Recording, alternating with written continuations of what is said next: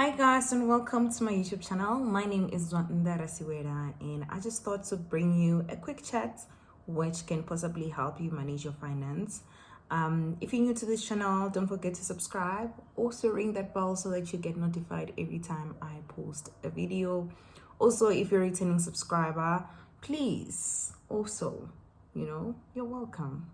Okay, so yeah, like I said, this is gonna be short. I'm gonna try to make sure that I make it as short as possible. Okay, so I found a feature on a Standard Bank app that has been really helping me a lot, and I thought to share with you, including some of the features that I've been using on the app as well. I think managing your finances when you have the right tools becomes a lot easier. So hence I thought to plug you guys on this one.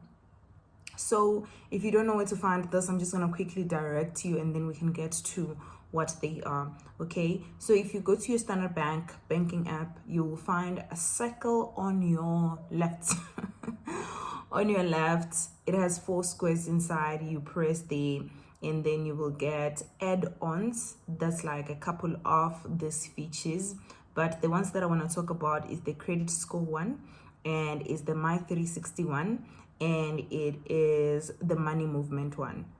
Those are the ones that I'm gonna talk about. So go back to your home, you need to add them. And after adding them, you go back to your home, you will find where it says add-ons. Automatically, if you had selected the credit score one, you will see your credit score, and it will show you, like, in the past 30 days, have you improved, or have your score remained, or have you lost points on your credit score. Also on your right, it will give you 3 tips to improve your credit score, and it will give you like a statement, an overall statement at the bottom, maybe like, congratulations, you've been maintaining your credit score well. So if you want more information about this one, especially the tips, I've made a video before on this one, so I'll put the link here, or is it here? I'll put the link so that you can follow through. This one I've had it for a while, so I've made a video about it already. The new one that I found, which I found so amazing, is the money movement one. It's called money movement. So it will tell you what your income has been and what your money out has been, like your spending has been. This is so amazing because every month I track down, I use my statement to kind of go back and see what have I spent on. And this is particularly when it comes to like minor purchases, because I like to control those to a minimum, because those normally are the ones that end up detouring off the budget, or detouring you off your budget. Okay, so you click on money out, and then it categorizes them. I love this so much. You click on your money out, it categorizes them. It will tell you, okay, this is how much you spend at Macro, this is how much you spend with Standard Bank, all your debits per month. It will show them here.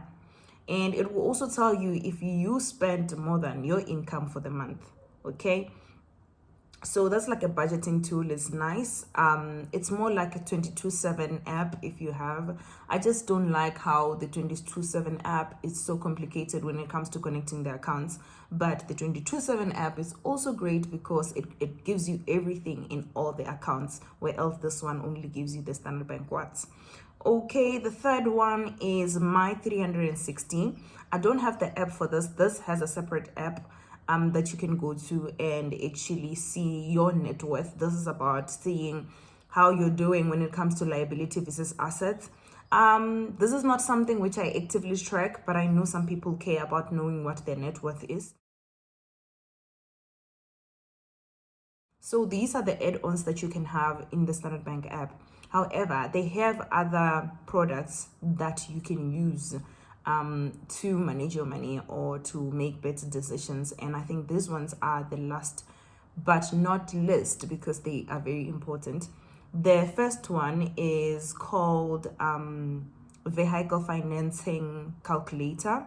I know they have them on the internet everywhere, and also other banks also have them. So if you want to find it, you click more, you go to explore products, and you will see it, vehicle and asset finance. You go to Vehicle Finance Calculator.